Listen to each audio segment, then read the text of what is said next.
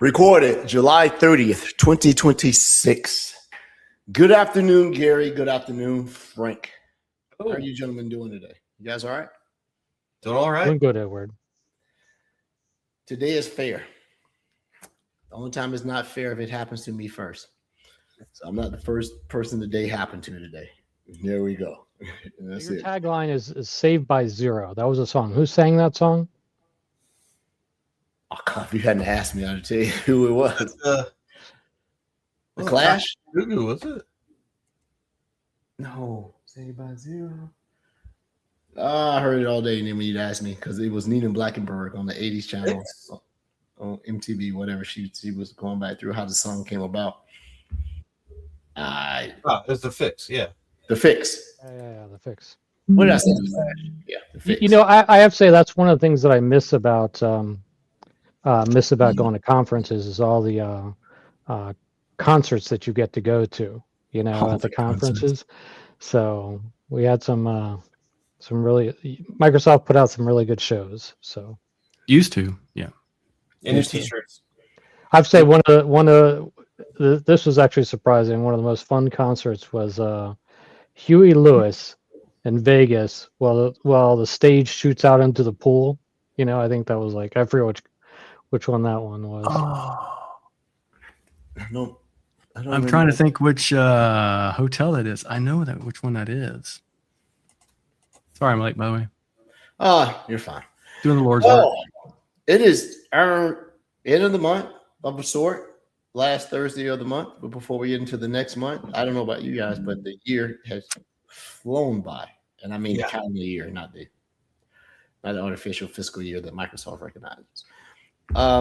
Man, it's Thursday. So, Franklin, how you been? What's going on? What have you broken lately? You know, the last time I saw you, I was in Freeport. You didn't understand what Freeport was, which was a location, and I was at dinner on a cruise. So getting free stuff. Yeah. So I'm back on shore, back at home, and you know, really, it's been pretty lazy in July. I did get notification of passing the AI 103, SC 500, and GH 600. So that's nice to have those behind me. And that's about it. I did some training, but not much. Yeah, I did 730 also. I kept it under wraps. I got the same thing. Then you get a little email said due to something else they're going to do it. It wasn't a hard exam. It was guessing, and I got it. And then I saw the stuff that you were doing. I said, you know what, I need to add those to it.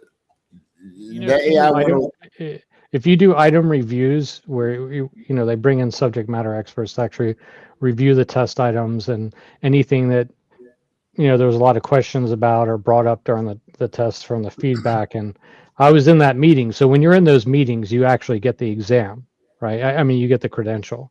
So, which unfortunately I was not in the item reviews of the other 3 exams that I mentioned. So I did get the SC 730, but I am one of the ones that helped say, what is this thing? What is this exam? So it's kind of funny that I still get the certification after helping calling it into question. And then quickly see it on your transcript.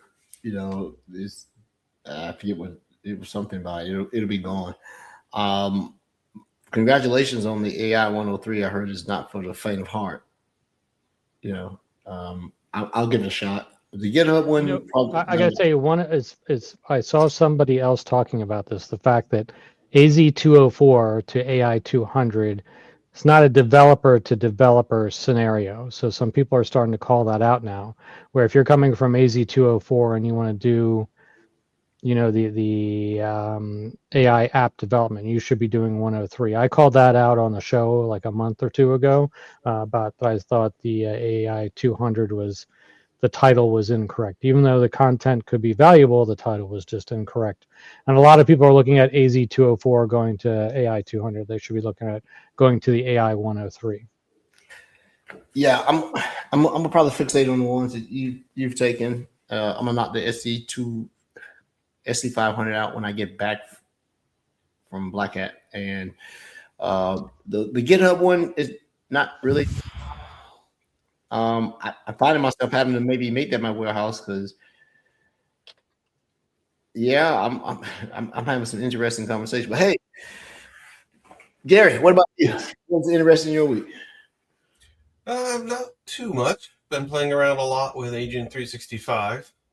Learning all the ins and outs about that. It's very interesting and a lot more in depth than I thought it would be. Yes, I actually am going through the Learn, but I took the Learn and ran it through a website that will take, for all our listeners who don't know, all the Microsoft Learns are just a front for the GitHub repository behind it. Right. So if you're looking at Microsoft Learn on the website, some of them will show you the Git repository behind it that's for the site, but you can easily Bing it and get the actual Git repository URL. And then if you go to this website, it's free. They have a paid version. I never figured out why we use the paid version called Deep Wiki. That is Delta Echo Echo Papa Whiskey Indigo Kilo Indigo.com. It will create a customized wiki for you. It'll leave your name there too. If you get a login, when you put it in, you get some extra stuff, but it gives you a very concise learning path, right? A talk track. And so it's not reading that dry stuff. It is actually not bad at all. I'm that close to just buying a paid subscription and see what the difference is. But it's hold off on that. I'll build it for you. Okay, appreciate it. Hey Gary, I gotta. So when I'm learning something new, I create a list of things that were not obvious to me when I went through the material or through the website. So what are like the top 3 things that were not obvious to you when we think Agent 365 that you learned? How dependent it is on Entra. So there's a lot. I would say most of the work you will be doing is in Entra. 2, the communication of the SDK, how in depth that is and what you can do with it. 3 is just, I really do. I mean, it's not something that's not obvious, but the UI is really well written. I think being able to visualize the different agents and where they reside and who's accessing them. The depth that shows up was a big surprise to me. So the reverse of that, I had a customer that wanted me to do a presentation on Agent 365. No UI, no UX, strictly command line. And it can be done. Yeah. You lose a lot of the governance. A lot of the governance stuff doesn't manifest. It only manifests in the UI. It will not show up. You'll break the purview piece of it doing it that way. I'm still playing around with it because I was doing the technical stuff and then I got pulled in and I'm writing I forget what we're doing at the office. I'm writing a paper and getting ready to do a presentation. And I think the topic was cost management as your agent detection platform. Cost management and security. Because I can watch the cost. I can see what something's happening over there. And the cost mechanisms I didn't realize. And I did. So I'll tell you guys this is pretty cool. Frank may know this. Frank's more of a Foundry guy though.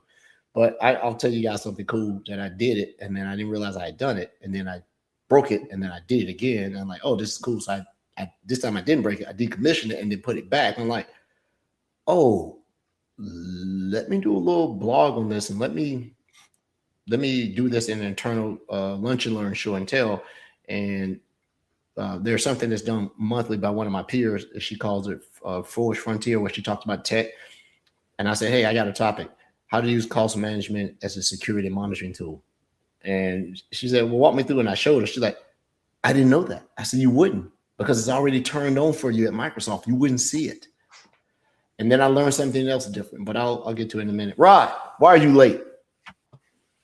2 things. Today was super busy. I think I had like 15 minutes between meetings, sometimes a little more, but and this last meeting before this, I thought I could get a run in, and I did, but that made the other meeting go over. So I'm just late because of that. This week's been a little stressful. I think I may have mentioned this to you, but just to add on to general work stuff, everybody knows what's going on at Microsoft. Preparing for Black Hat next week.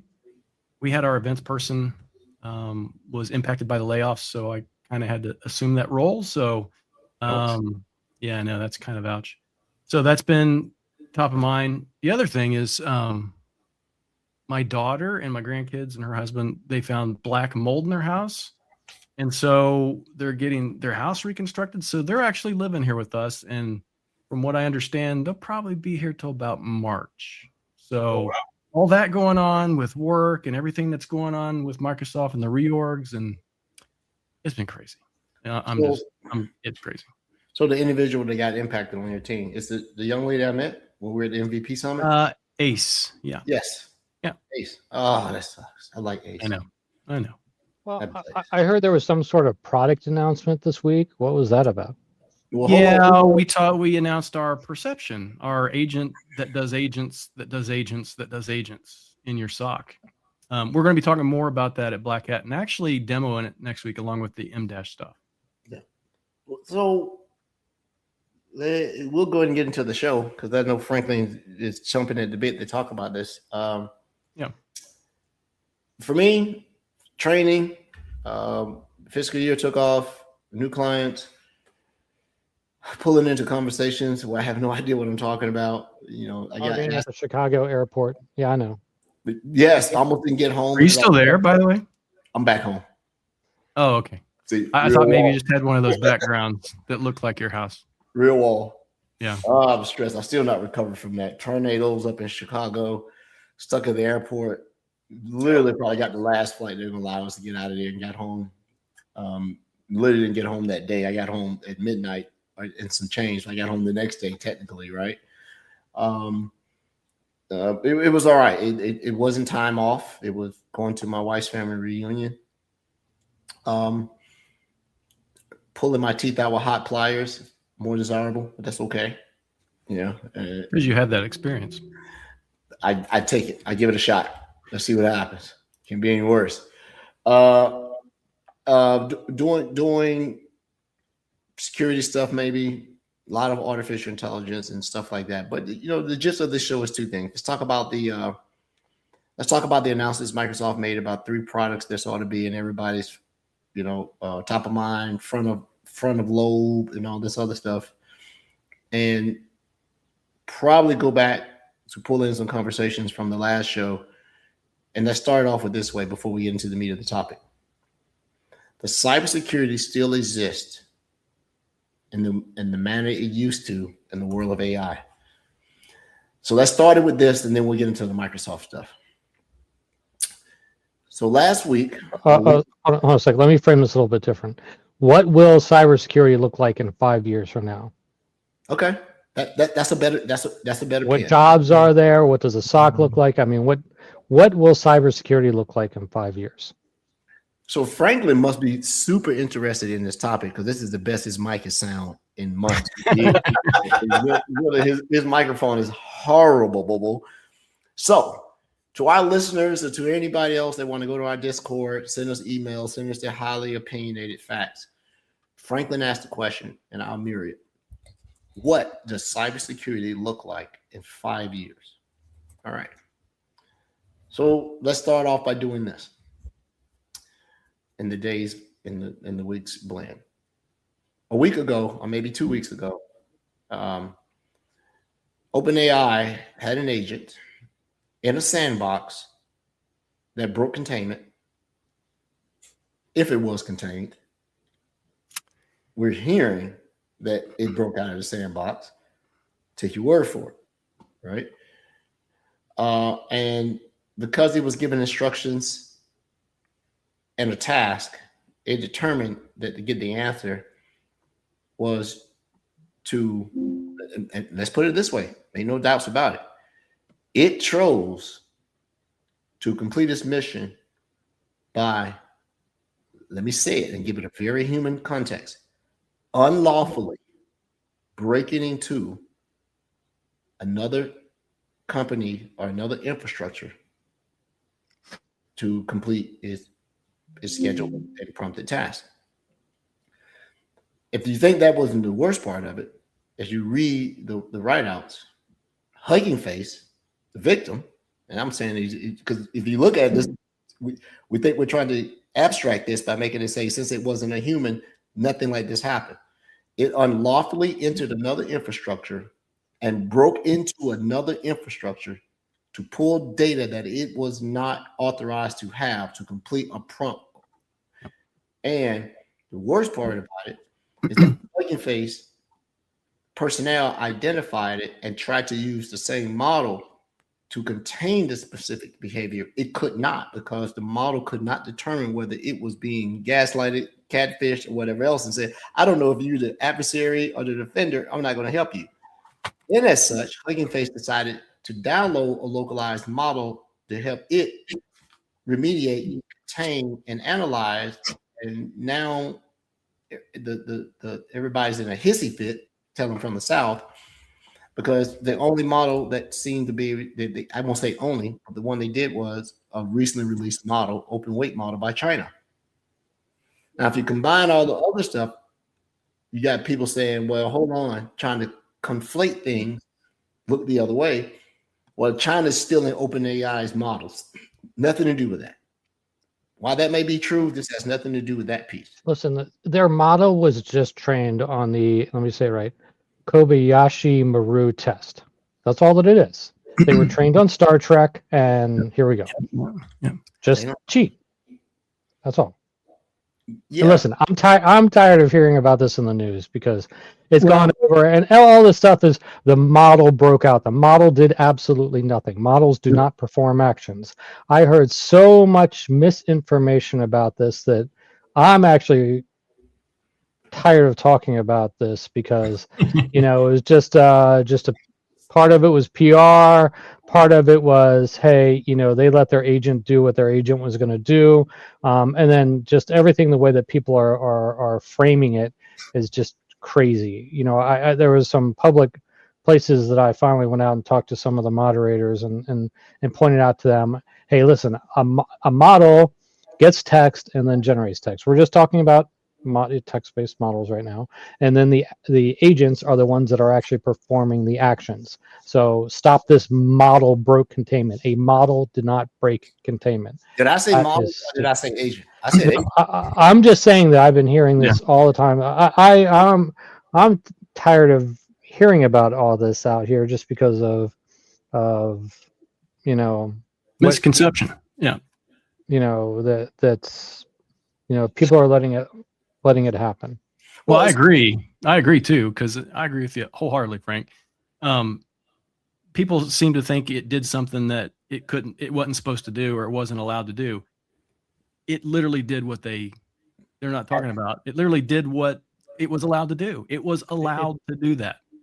The agent the agent used a model, and the agent was given tools by the programmers to perform these actions that the agent either asked the model how to do, or the model requested those tools or those actions to take place for those tools. But the agent was the driving factor here.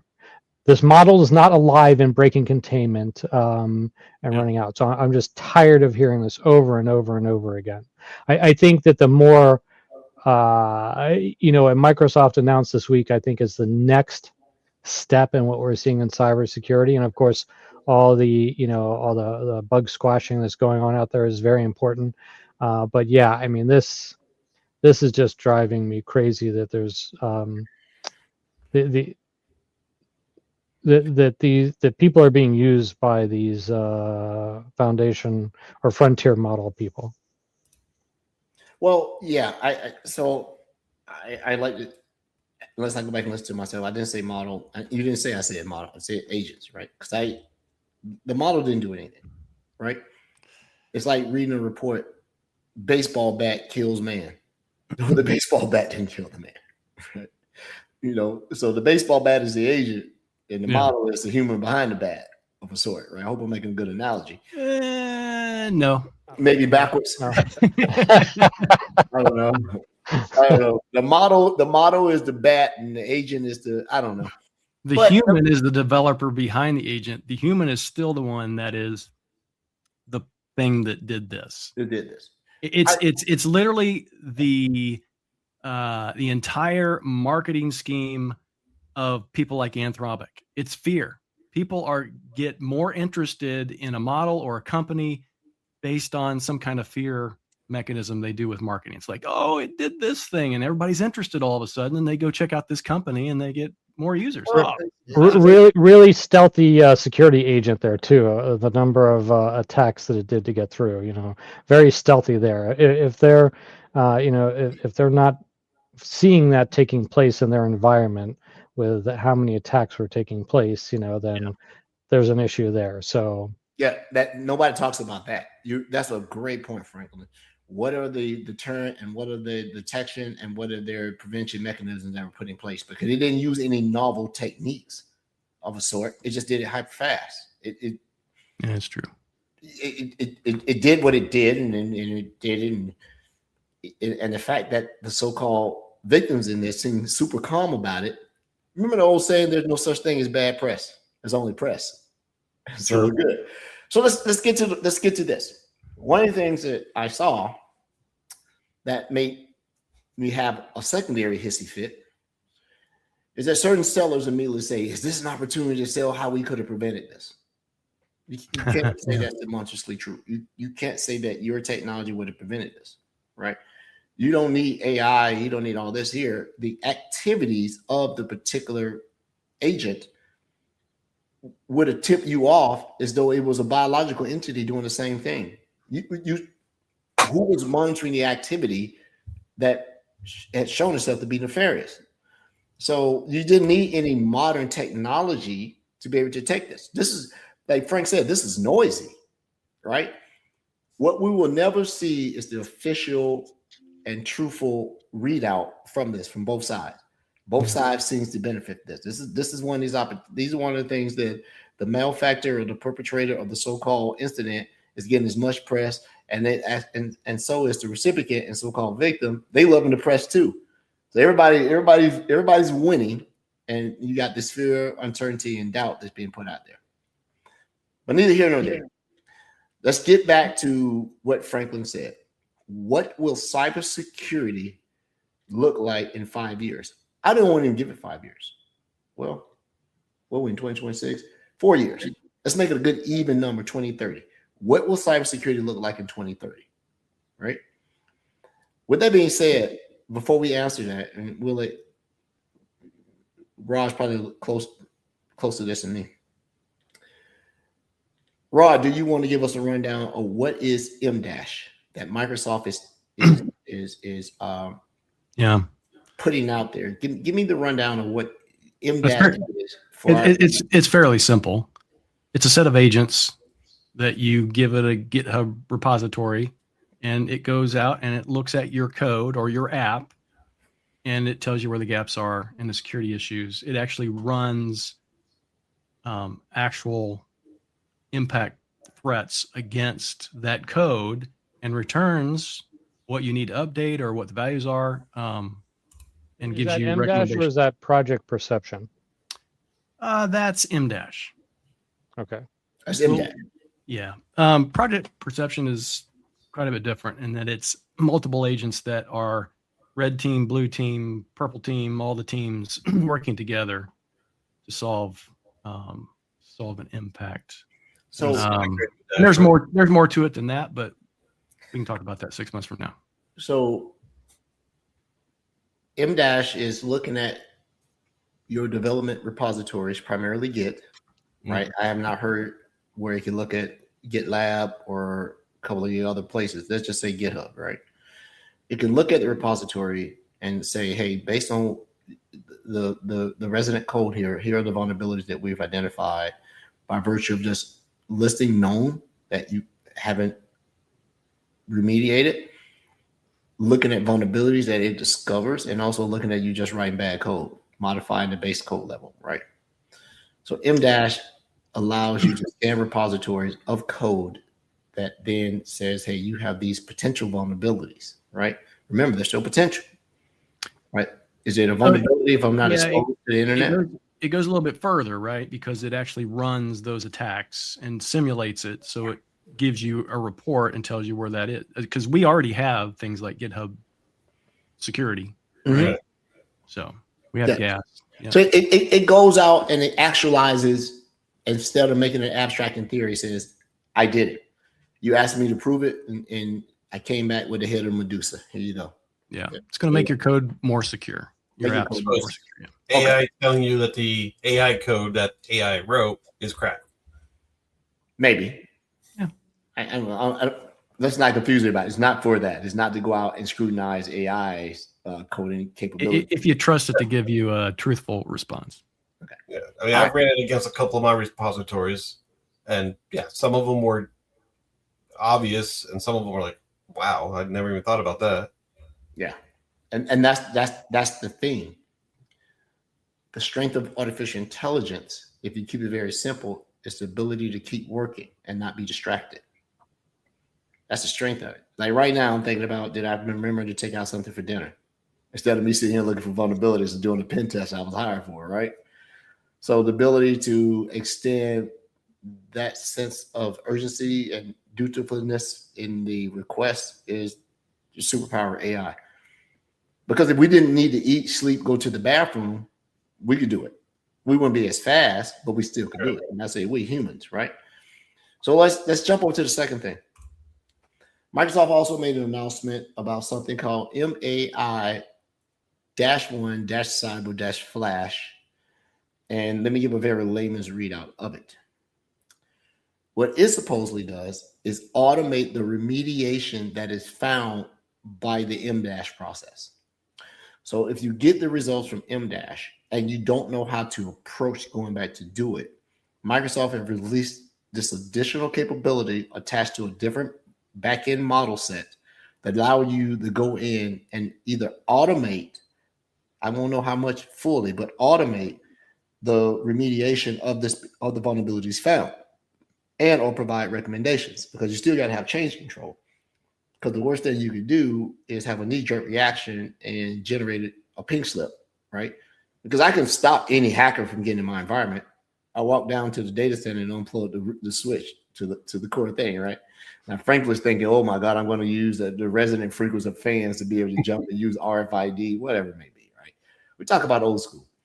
So this thing, I want to get the name right because it is a long name.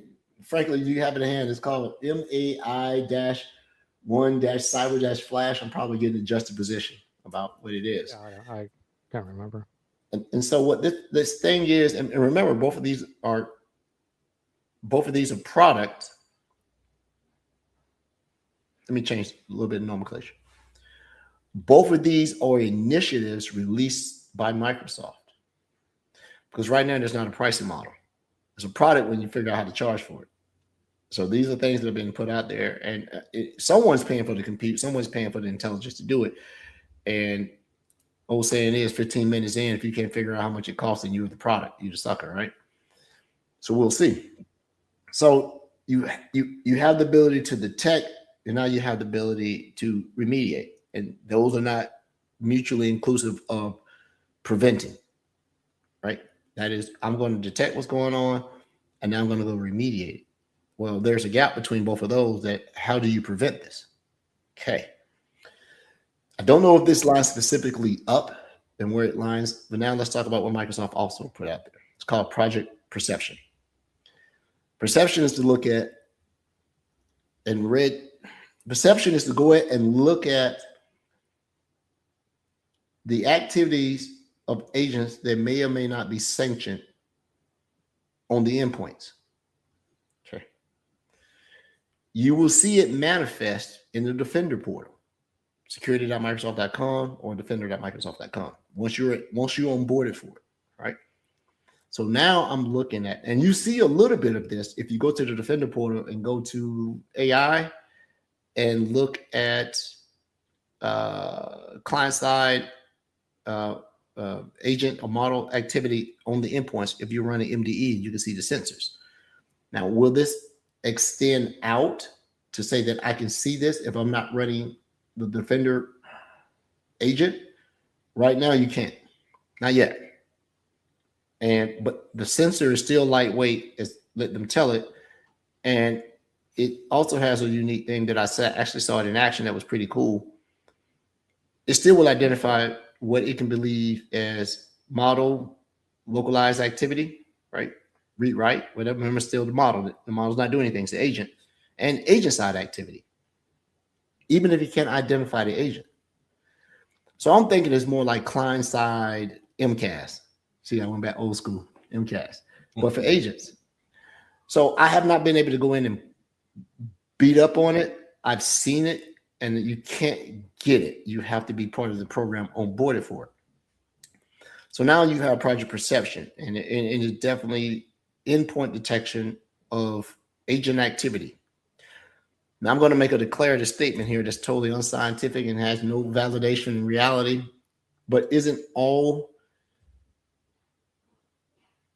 agent activity binary? If you didn't tell it to do it, it's bad. If you told it to do it, it's good. You don't know until you get going. So that's the thing I'm looking at. And Gary, you work for a Microsoft partner, and they're pretty prominent, and they do really good stuff. What have you heard? If you've heard anything or have any exposure to, let's work backwards, project perception. Yeah, I've had my head down this week, so I haven't even heard of this until you just mentioned it. But it sounds like it's going to be very interesting. I've been looking at the AI summary of it. Can't wait to play with it. And the cool part about it, it is actually, we're not talking about anything that's, proprietary to get us all in trouble. I threw it out the link, and when you go, you'll see that Microsoft has made an announcement, and it's, business AI powered cybersecurity project perception agentic system. So let me read it as it's posted on the publicly available site. Project perception, a workforce of specialized AI agents now in preview, red, blue, and green, that reasons it said that reason across your security data, tools, and workflows to expose gaps, investigate threats, and remediate them continuously. You set the strategies the agents carry the loads. And so when you do an overview, it talks about the different agents. Red agents probe like an attacker, blue agents investigate like your best responder, and green agents remediate. Okay. This is my first time hearing, and Rod, you've been doing this as long as I have. Frankly, probably been doing it longer than all of us. I know blue team, I know red team, I know purple team, but I've never heard green team. Is green team a thing where green team is the people that come in and fix it? What is that, Rodney? What is green team? That's the one that actually fixes, Yeah, or remediates completely, or fixes code, or engineers the fix for whatever that thing, that gap or that security gap is. And so we got red, right, which is offensive. Blue's defensive. There's the purple, obviously. There's also an orange and yellow team, by the way. I was wondering if there's a yellow team to, blue and yellow make green. Yep. But the green team, yeah. It automates fixing the code. Yeah. So is that? So it's going beyond just patching. It's literally going out, and if it identifies a flaw in the code that's causing the security issue, it's going to fix that code. So this is talking about, is it looking at code, or is it looking at like your Defender environment? Edward, you're on mute somehow. He's talking to himself. I was clicking on the link and must have clicked mute. So No. this particular one looks at entity behavior, actions, and activity, right? Because it's talking. Let me just read from it real again, because I haven't had time to really play with this. The red team agents simulate attacks, know what's exploited before the attacker does. The blue team agents detect and triage, reach a clear verdict in minutes, not hours. And green team agents fix and remediate, close the gap to find true root cause and safest fix. Now, the first two, I'm all on board. Red team acting like a red team, blue team acting like a defense. The green team, this is a pretty declarative statement, pretty absolute. Close the gap and find the root cause and safest fix. True root cause. True root cause. And so when you look at Defender, Microsoft Defender gets a new interface for this. It looks like a rendition of Copilot chat, the interface, and not sort of embedded into the Defender portal. So I'm wrong, maybe because the demo I saw had it flipping between portals. But this interface looks like a a Copilot 365 interface. And then it has home and a few other things. But the show notes, the links are in there. So it gives you a M365 Copilot-like feel where you put in the prompts and you guide it through for what you want it to do.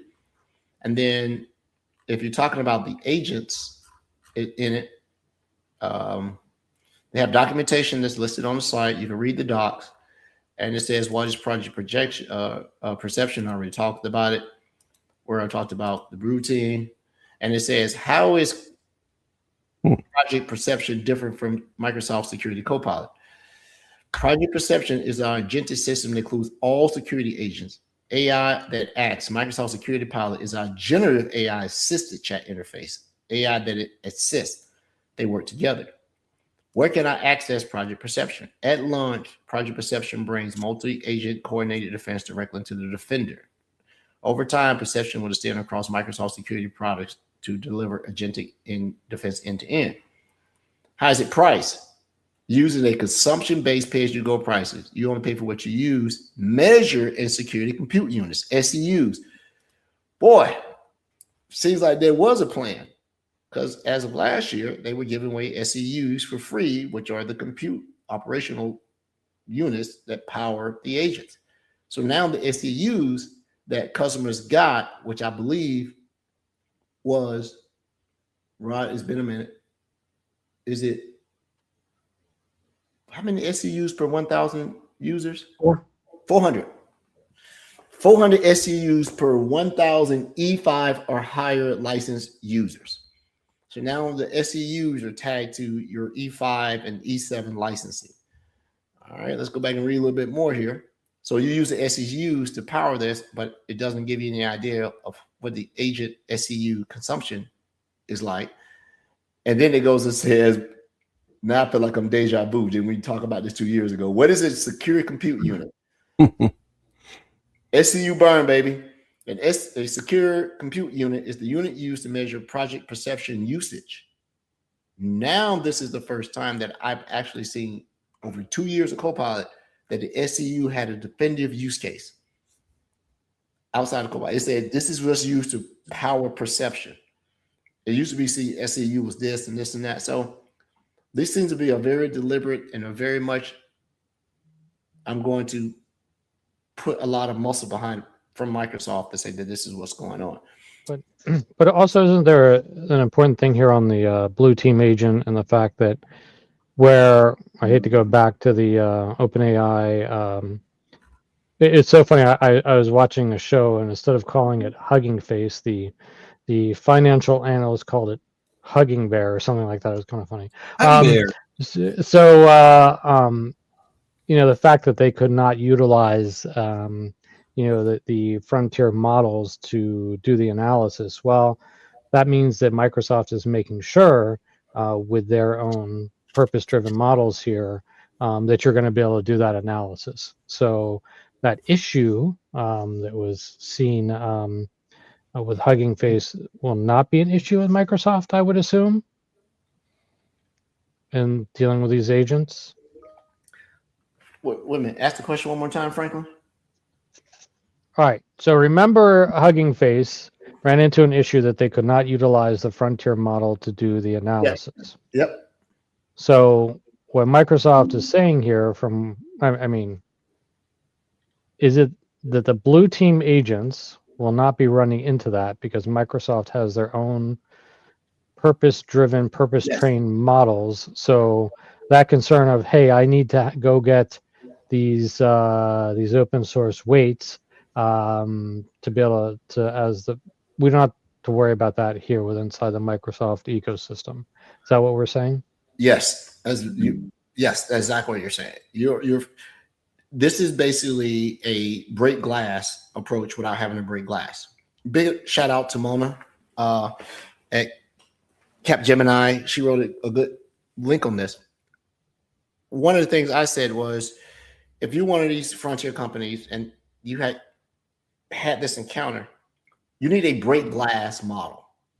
If the model that is being used is being to attack you and you try to remediate it, use the same model, but it wouldn't allow it to do it, you need to have a break glass model that a user can download to say, and I can tell you some problems with what I'm about to give you. People are going to go worst case scenario.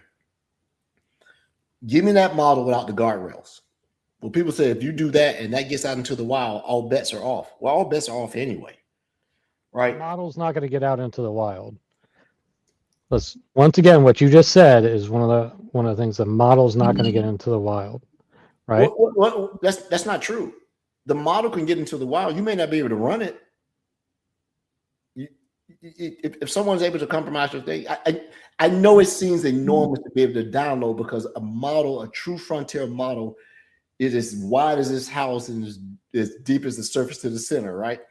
What I'm trying to do is I'm trying to compress this to say that maybe you have a specialized response model or a forensics model or whatever. But this is what perception is doing. It's saying, hey, we have this particular back-end model that's going to allow us to be able to do this, that is independent of the things that you are using. So it is specialized.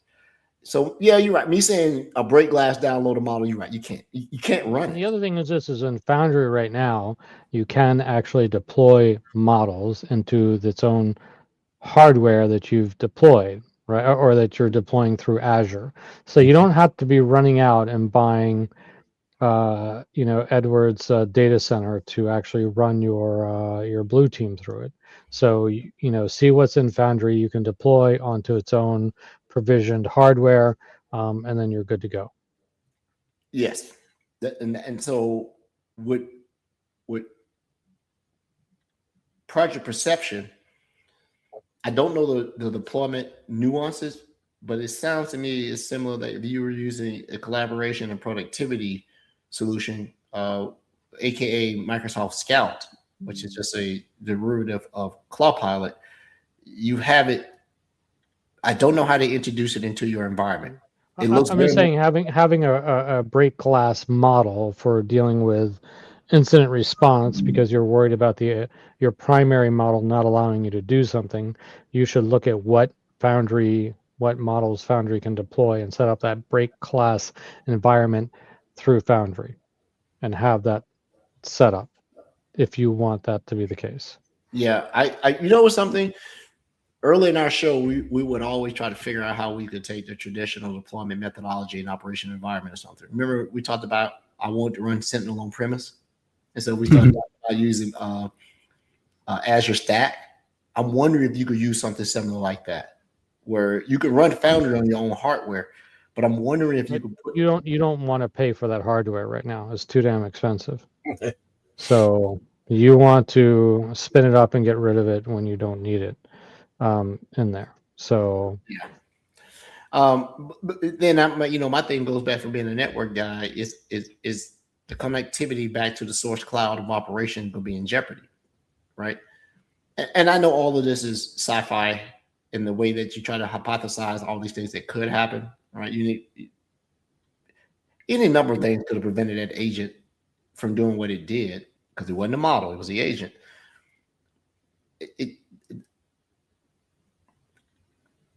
Or you asked the question, but what would cybersecurity look like in 5 years? That's the question. Let's answer that. Truth be told, let me ask you the question with a question. Is the surge artificial intelligence in cybersecurity, regardless of what it may be, really producing anything novel? or is it producing fast? Right? Is it introduced something fundamentally that we never have seen, or we just haven't seen it? Right? So it's not creating net new exploits by saying, oh, I've come up with a way that I'm going to rewrite the way that you write stuff to physical RAM and then hide it in there and do something. I mean, it hasn't created a net new technology or an attack vector that I've seen. And Frank, you're more in tune to this. Everything I've seen, I have not seen something that goes, oh, that's new. So there's many obviously different fields within cybersecurity. You have the whole pen testing side, D for SOC analyst, and then you also have, the quote unquote software scanning or whatever that's going on. So what, obviously one of the first things being disrupted is the fact of that you're using models to scan the Windows source code to find all of the different priv-esque, memory situations that are going on. So, and you're doing that across a lot of different products. So basically, do we get to the point that that you're only at a point of from a hacker standpoint, living off the land attacks? That's all you can do, living off the land, right? Because every single thing else actually has been closed. Let's say in 3 years, all the source code in the world that matters has been scanned, and all of those sort of things have been closed, and anything new coming out is run through a model, right? So, then you're just stuck on living off the land, which is fine, but how does that change? And then also, why are people using models for, indicators, or behaviors of lateral movement that are pretty well defined, how lateral movement can take place, right? So how does that change? So where are we at in 5 years thinking of that? 5 years. All right, here's what's going to happen in 5 years. There truly won't be any entry-level cybersecurity positions. The term entry-level won't be there, right? You will be a cybersecurity practitioner. We'll come up some more different measurements of particular skill sets and experience, but entry-level, intermediate, those things will go. And I'm gonna give you my 3, and we'll go to Gary next. Number 2. I don't think you will find anybody to underwrite cybersecurity insurance that's not going to put your company out of business. The cost of it's going to be astronomical. Nobody's going to underwrite cybersecurity insurance with any intention of paying out. If you get it and you buy cybersecurity insurance, I bet you better read the fine print, or you better use AI. We have an intention to pay out today, but that's fine. Yeah. Well, you're really not going to have. This is going to be a money grab. You're going to have cybersecurity insurance with so many add-ons.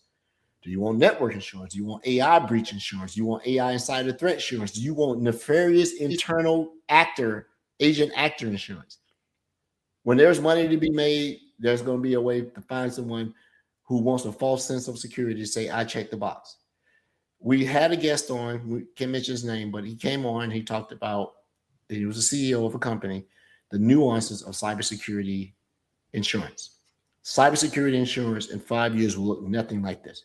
You will not be able to afford it, and you'll be throwing money into the fire, because unless you're using artificial intelligence to go in and vet the underwriting, there is no way you're going to get paid, because they're going to find a nuance to say you didn't cover all of your bases. And remember, the cybersecurity company, more than, I think the guy said 8 times out of 10, they choose their response entity. You don't. And so now that's going to be one of the things. And number 3,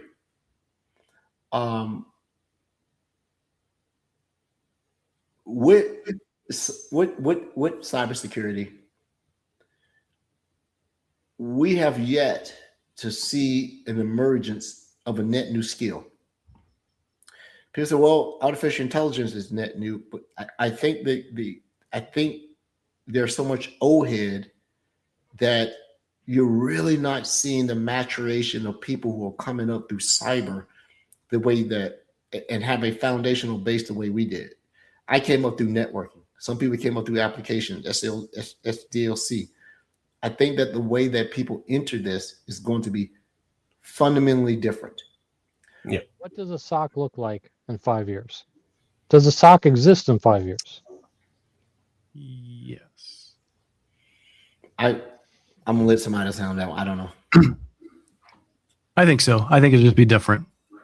I think you'll still have a security operations center. There still needs to be a human who gets the finger pointed at them if something goes wrong, if your agents don't work. Or I just think in 5 years, it's going to be primarily just agent driven. It's going to be a continuous process. You don't even know. You'll have to actually look into that operation to see exactly what's going on. You won't have to think about it anymore. But I think what's going to change is the targets. I think it's going to be less about, well, it's still a business because there's things to exfiltrate, right? But at the end, I think it's going to be the other things. It's going to be our devices. It's going to be our appliances. It's going to be our robots. I think it's just the landscape's going to change. Can I throw one thing in before I forget this? Yes. I know what my fourth was. I was on the call and we were talking about quantum computing and quantum. I can't think of the term that they're using. Is already marketed about. The ciphers are going to be broken here, and cryptology or encryption certainty. When think about the good, people say the ciphers won't stand up to a true quantum computer. They're going to be broken in minutes, days at best. Well, what's the good part about it? The good part about it is if quantum computer can break ciphers, there'll be no more ransomware. I'm going to break your cipher. Will you be able to ransomware me anymore? So as much as there may be some negative aspects of any technology, I think I want to start changing the thing to the positive piece of it, right? Because you get enough people using the technology, then the nuance and the uncertainty and the ability to exploit the technology for negative gets less. We got to get more people and more technology because you got to fight this thing. You have to be able to approach this. I won't say fighting. This seems very adversarial. You have to be able to approach this with the same measure of technology, urgency, and efficiency as the people that want to do this. So right now, it seems that people, the negative security or nefarious security actors, or whoever they may be, have a direct intention of using it for bad. It seems like the majority of people are using it for productivity, how to improve, how to become more efficient. You're seeing these startup companies come about talking about everything has AI in it, but what does that really mean, right? So look at the good side of what's going to come from this. Sometimes the only time your defense gets better, that you got to play some really hard, you got to play some teams with some really good offense. If I'm going to a sports analogy, if you're fighting cream puffs or you're playing against cream puffs, and when you get a true offensive team, you don't know what to do. Now, you're also seeing, let's look at it at this point. When would pen testing companies become obsolete? When do these so-called red teams, they go out, when will they become obsolete? When would your ability to pen test yourself surpass the ability to bring a third party in? And I'll leave it. I'll let Frank go to this one. I believe that the minute that you're able to run heavy models, not just open weight, but any model, and the cost of the actual physical compute makes it affordable, you can run anything there. Either the models are going to get lighter or they're going to become multiple instances of expertise, MIE. Is that what it is, Franklin? And so you can start disjoining these large models into subsequent models and do granulated or fragmented requests. So now you're going to bring the cost down. So you're going to see some cybersecurity specialization go away. Why would I need that? Right? I'll leave it at that. So there's some good behind it. You reminded me of the question I have is, if we had to pay for the OpenAI attack on Hugging Face, How much do you think that would have cost in tokens? Mm. All right, Gary. What 5 years from now? What does cybersecurity, the SOC, all that look like?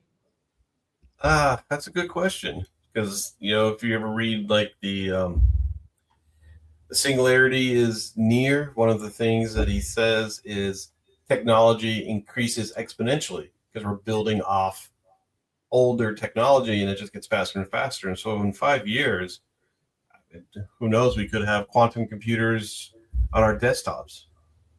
But I do think there will be entry levels cybersecurity, but it's going to be very different than what you see now. These are going to be people that know how to write prompts, can look at the different AI agents and see how they're interacting to get a better understanding of what's happening behind the scenes. So 5 years or 4 years, because I said 2030, does cybersecurity become a commodities offering? I'm not talking about the individual skill set. These companies that are building AI security offerings, do they become a commodity? I mean, it could be like, it wasn't that long ago we had entire teams to make the slides. Now we have PowerPoint. Could very well be something like that. Yeah. That's a good point. Maybe it's just companies sell their agents. You buy the agents, you buy this group of, and treat it like people, right? You buy a whole team from a company that builds agents, and hopefully trustworthy agents, I guess. Maybe that's going to be the, when you look at skills, right now you have the subject matter experts writing out the skills, but that's changing. I mean, there's an entire thing that I can go down about where agents are going and orchestration and all that other fun stuff. But in the future, right now we have subject matter experts writing the skills for agents. That's going to go away. Yeah. Agents will be able to write the agents. I mean, I had somebody ask me just the other day, when you were in high school, are you doing the jobs you thought you would have when you were in high school? And I'm like, no, my job didn't even exist when I was in high school. And that's probably true for a lot of people. Is that a cat or a dog, Gary? Oh, that's Crypto, my dog.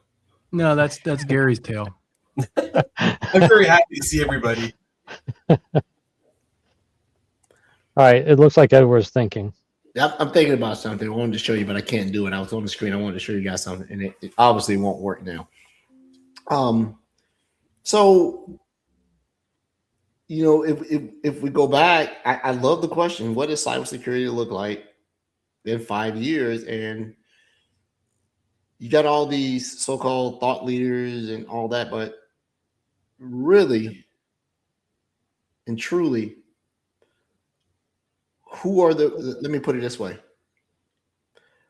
Who would you consider major artificial intelligence security brokers? And the only thing you can't sell AI. You can't be the person, as I heard a customer say, and I'll leave it at that. You're creating disease and you're selling a cure. Right? I'm the only person that can save you. Right? And you need to buy it from me. So what artificial intelligence security companies come to mind, but the caveat is they cannot sell AI. They can only be a purely cyber company. Can anybody name a major company that way? The large hyperscalers, you got to exclude them right off the bat. They're selling them. They're going to have the purpose-driven models that are out there. I mean, you take a look at where coding is today and where it's going to be in a few years, and the fact of the maturity of the models is really key. So once again, there's two things here: the maturity of the models, and then the agents, and the harnesses and so on that are out there. So I just don't see a company that's not in the cybersecurity side not providing their own models being the winners in the long run. Yeah, and one other thing is this. It's going to happen. They don't need everybody to say, well, you don't know that. I do know this. We have yet to have a catastrophic artificial intelligence incident. Spectre, meltdown, a couple of near misses. And it may not be cybersecurity nefarious actions intentionally. It may just be the way that models and or artificial intelligence works, right? I think you need that. Listen, everything's going to be blamed on AI in the future. Yeah. You know, I mean, the bottom line is it takes the place of the advanced persistent threat actor that broke into my company just because that sounds better than me having a VNC server set up that was open to the internet. So, you know, that's basically expect AI to be blamed on everything. You know, I challenge everybody here to be. Let's not be a Debbie Downer. Let's do positive. Here's my positive. Going back to something easy. If I had to write an agent and put it in your environment that's constantly monitoring, it would be so specialized to look at any activity that would be construed as a precursor to ransomware, right? There's certain behaviors that look like a ransomware incident is going to occur. Data exfiltration, movement between file storage locations unauthorized. These are people mapping out before they decide to put whatever encryption methodology is to be able to do it. And something that can actually use the encryption activity to create a decrypt key real time, right? So if I see it, maybe I can write the decrypting mechanism for it real time. And this is even before quantum is able to be conducted at room temperature, which is the biggest thing, right? And no earthquakes. You can't run quantum when you got seismic activity, right? So you need someone that's super stable. That will be, so you're solving a very specific problem now. You know, people have tried to solve ransomware all the time, and you still get it. Someone clicks yes, this and that. It's not what you know. But if I had an agentic personnel, my job is to look for anything that's ransomware indicative and be able to prevent it. And God forbid, if you're able to write something that can look at the encryption methodology or look at the encryption payload package that they're going to use beforehand and be able to stop the encryption even in mid to say, hey, I want to isolate the server and then maybe even isolate the files resident to the server, whoever it may be, real time. I think that's going to be one of the benefits of artificial intelligence. I'm able to stop something midstream and minimize the blast radius right there, and then be able to identify it and reverse it. You're gonna have for endpoint can already do that, but that's okay. Who can do that? Defender for endpoint. Now you're making jokes, but I'm good. Yeah, jokes. I'm not being a Debbie Downer. I think this is a very interesting where things are going. Then again, you know, I don't have to worry about a 40-year career in cybersecurity into my future, you know. So I think that one of the things that I've been around long enough that, you know, one of the things is change. You have to reinvent yourself. It's no big deal. It's just part of the career. So to me, it's just another day at the office. And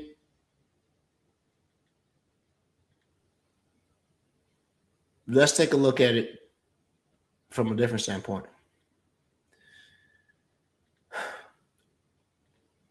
You're going to probably create finally, because I've always thought, and nothing negative, because I've been interviewed for the position, been offered and never took it.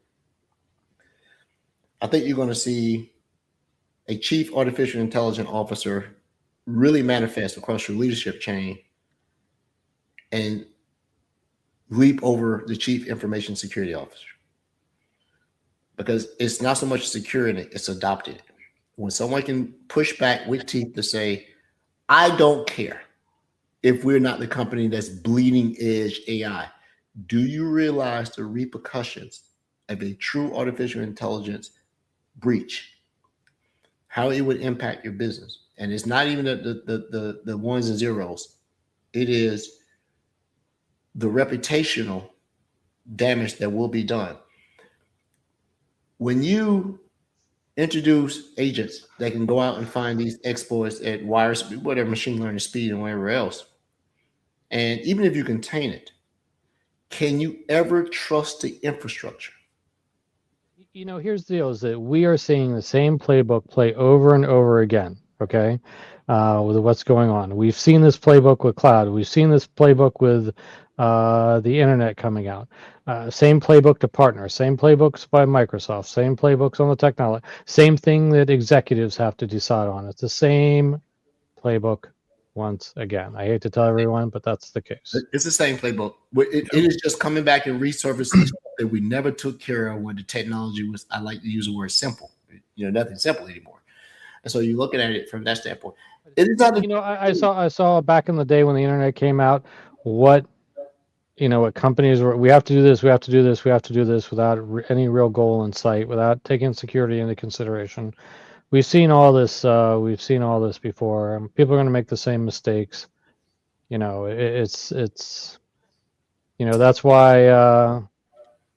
That's why I'm not going to go down that road, but that's fine. Well, Rod and I are going to Defcon and Black Hat next week. I'm looking forward to seeing some good peers out there. I am super interested in who is selling fear, uncertainty, and only I can save you. Right? I want to see this. What thing are you going to come in to be able to do this? That's going to be able to allow me to do this, and I'm going to go. What makes you the authoritative voice that I should listen to? Well, we come in with a novel approach to do. In this world and time, very few things are very novel, right? You're just putting a different smell to it, right? So I haven't gone to Black Hat and Defcon in years. I'm hyper interested in going in this time, and I want to hear what folks are doing. What are you doing? What problems are you solving? It's not even that. Who has the ability to predict something that has not manifested as a potential nuance? Because everything's not a problem. Every agent that you don't know about running in your environment is not a security risk. It's a compliance risk. It's a governance risk, but it's not a security risk. They're not mutually inclusive. Because if you do that, then a majority of companies are out of compliance. They're out of compliance. I'm sorry, I'm reading the chat. Somebody's giving you problems about you'd have less in the chat. They said you'd have less smell, Edward, if your trash can lid was closed. Yeah. And that's good because you unplug it from the internet. No, behind you. Your trash can is literally open. Your trash can lid is open. Oh, yeah. He was trying to work out a problem like an engineer. I was shooting baskets. Let me see. Oh. Every time I feel like, let me see if I can do it. Where's that stupid? You need an agent. Yep, it went in as far as you know. There you go. Whoever is It's trolling me, and I know who you are, D6624. I use AI to find you. Yes, I did. Well, as we get close to closing the show, let's go back to the question. But everybody gets to give one answer. Yes. What does cybersecurity look like in 2030? Anything. Gary, you go first. I'm going to say you're not going to know it's there. It's going to be working behind the scenes. He took the easy route. That's a layup. That's why I went first. I got the easy one out of the way. Rod, what do you think? I agree with Gary. That's what I said earlier. You're just going to have agents working in the background to do those things. But I think it's just going to be, I think the landscape's going to be different. I think it's going to be expanded beyond our desktops and our mobile devices. We're going to be more concerned about, I like what Trevor said in the chat. You're going to have water security experts to keep the data centers from going offline. Franklin? Honestly, I've enjoyed listening to what you guys have said. It's making me think because I asked that question to you before because I really don't know what it's going to look like. Yeah. So I'm much more interested in what people are thinking than what I have to say on this. Okay. Here's my thought. The way you control, and just my thought, the way that you control artificial intelligence is to treat it like headcount. Put a budget to it. Make it so that HR treats agents as though they're treating headcount. You're only allowed to run these many agents, and you're only allowed to spend this much money. You find yourself being able to quickly identify when you have outliers. When HR has now have to improve and put agents on the payroll. So when you look at the cost of this being extrapolated from the IT to the true operations, you now have more granular control. Because I'll be able to tell you when something looks squirrely. If I sit here and say that you were only approved to hire, listen to my words, you were only approved to hire 3 agents. Why are you running 5? Well, no. And you're going to have agents pass background checks. You got to pass a background check. Well, those agents are in the back room having babies. What do you do about that? Well, how come we aren't digitally signing these agents? Well, we are. Agents have agent IDs and blueprint IDs. No. Put a digital certificate and sign it and put an expiration date to the agent. Like we used to do websites, right? So birth and death of the agent identity. Bingo. Yeah. Agents don't get to live in perpetuity. You age and you age out, right? And you can do that anyways because it's a recurring financial stream. There you go. I suspect places that have burstable consumption will probably be the ones that figure it out. Think H&R Block. H&R Block for a series of months becomes one of the largest compute organizations in the world. Why? Because it's tax season. They spend all these containers up and they crunch numbers. I've seen it, and this is not hypothetical. And then the tax season lows, they turn down the containers and they go back to a normal this. You're going to be able to look at the consumption model as one of your security measurement points, right? You'll be able to see it, because if you can fine tune how much it costs for an agent to operate and you get the cost mechanism quicker than the activity. If I know that this agent that I'm running costs $2 per whatever, and all of a sudden I'm seeing one that's running at $5 per hour, or doesn't have a billing policy. So in the next show, I want to show you guys, it's actually pretty cool, Agent 365. I tried to use Cowork, and it said in my environment, you can't use Cowork, request access. I'm the GA. I run Ush up in here. What do you mean? I go into Agent 365, and it goes, you need a billing policy to be able to burn these credits against. So when it went from an admin to go, that's cool. I can put a limit on how the agents operate because they don't have the money to continue to run. They don't have the credits. So you can control activity by controlling the dollars. What funds negative activity? Money.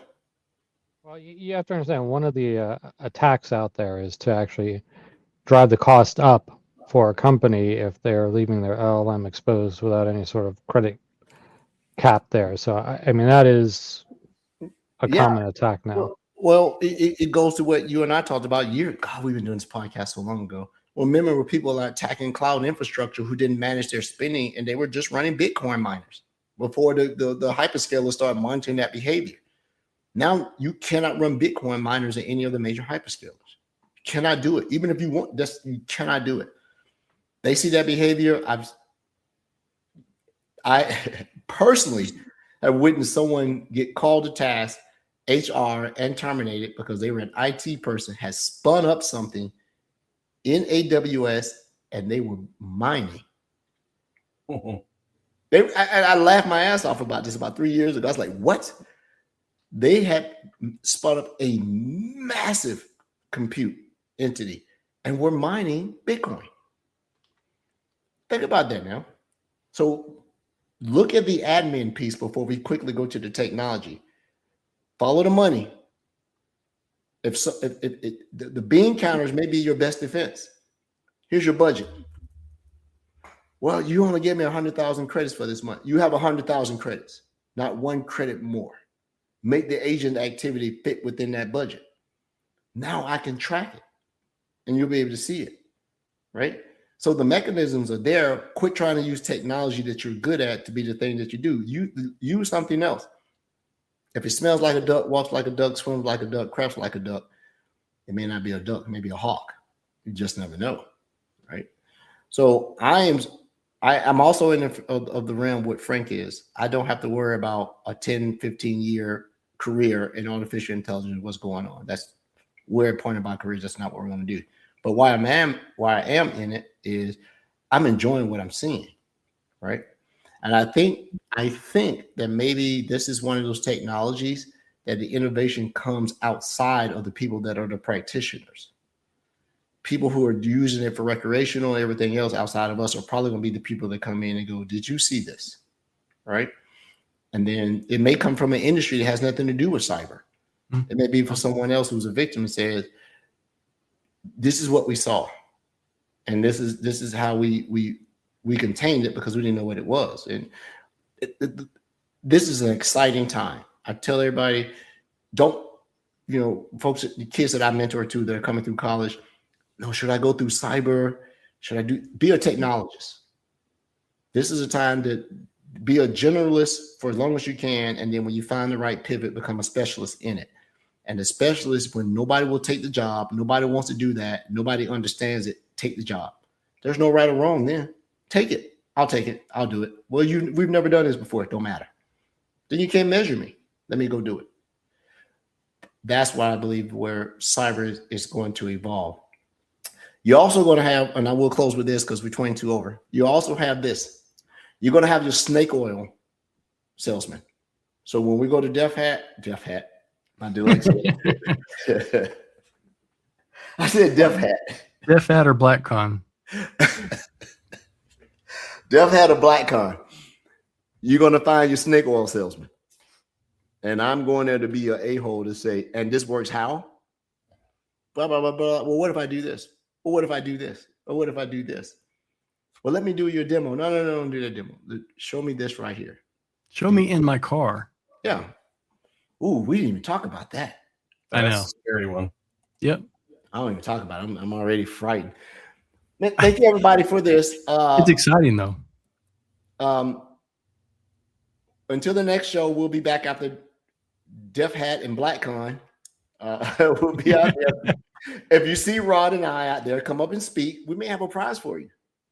Got some really cool stuff. We're taking some swag also. It's true. I will be in the booth all week. All week. I will be in disguise. I'm going to see if Rod can pick me out. Yeah. We'll see what's going on, right? I'm gonna do the Mission Impossible and pull my whole head off, right? I'm like, oh my God, it's Tom Cruise. Yeah, that's me. We'll see. So everyone, thanks for your time. Trash can better be open next time. You know what? D6624. I know who you are. I use AI. I know who you are. I just needed you to stay online long enough for me to track you down. Hey, let's do it in a couple of weeks. We'll be back. We'll bring some nuance. We'll bring some tidbits. We'll do this. We'll talk about people we met at Def Hat and BlackCon. Oh man, I don't need to go by that domain name. Def, go by that. Do it. Everyone have a good night. This is good. This is what all these consultants get paid for. We have not provided an answer to anything, but everybody thinks you're a subject matter expert. There you go. That's how that works.